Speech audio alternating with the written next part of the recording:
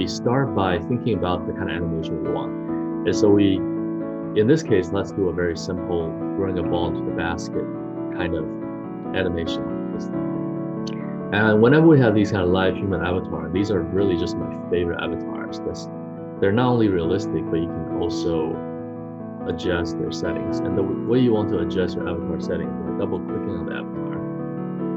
I'm gonna just pick a pose and main avatar on this animation page, insert a circle shape, and to do a perfect circle, I'm gonna hold shift, drag open that circle.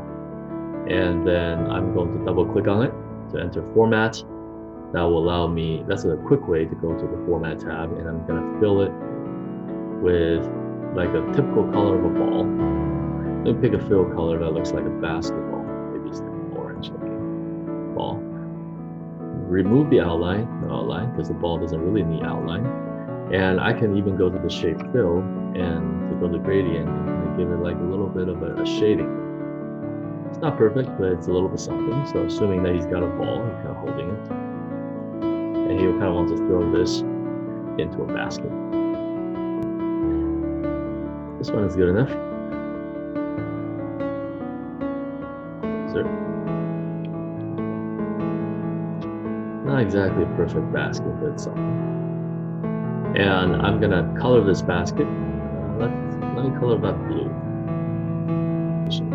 And I want the ball's appearance to also be special. So I go to animation, and these are the entrance animation.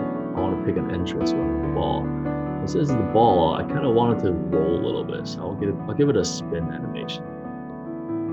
Not only I want this ball to spin as it appears, I also want him to immediately throw this ball in the basket. So I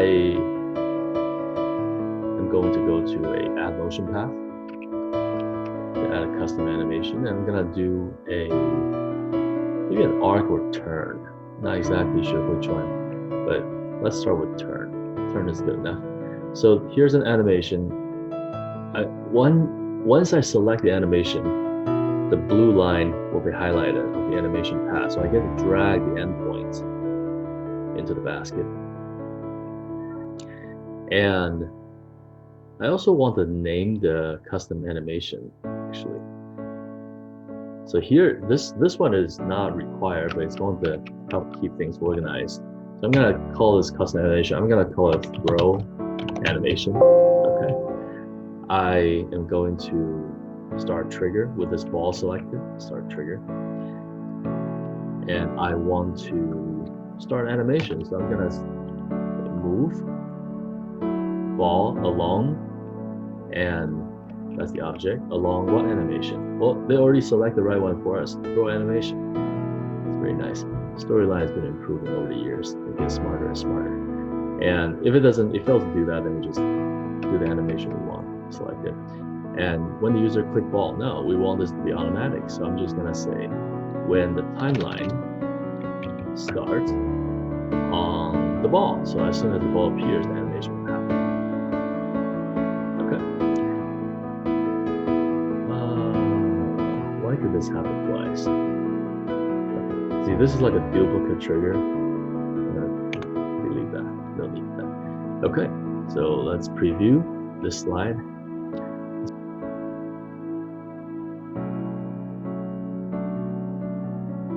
Okay, so that's a throwing animation here.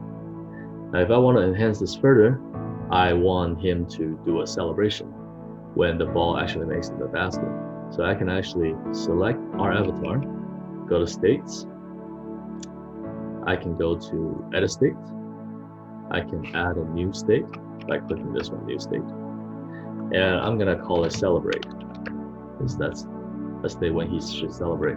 I want to change his appearance, so I'm going to double click on this guy to activate the design tab on him, and then I'm going to strike a new pose. So I go to pose, and I'm going to do a positive gesturing.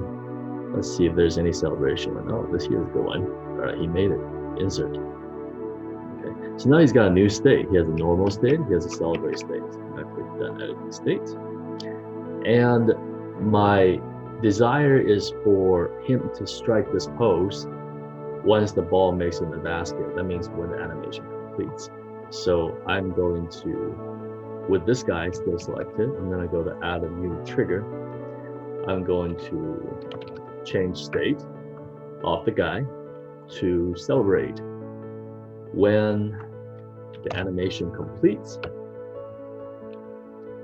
on what? On the ball. And the animation is the throw animation.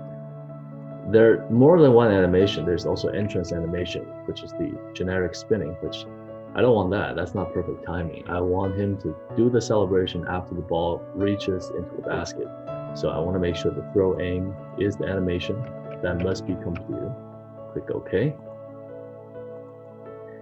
I'll click preview. Preview the slide again.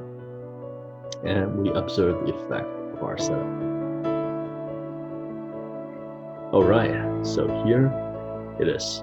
And there are many other ways you can enhance this further. If you want, you can even add like a little explosion voice bubble says yay, at the right timing to further enhance this. Just possibilities endless.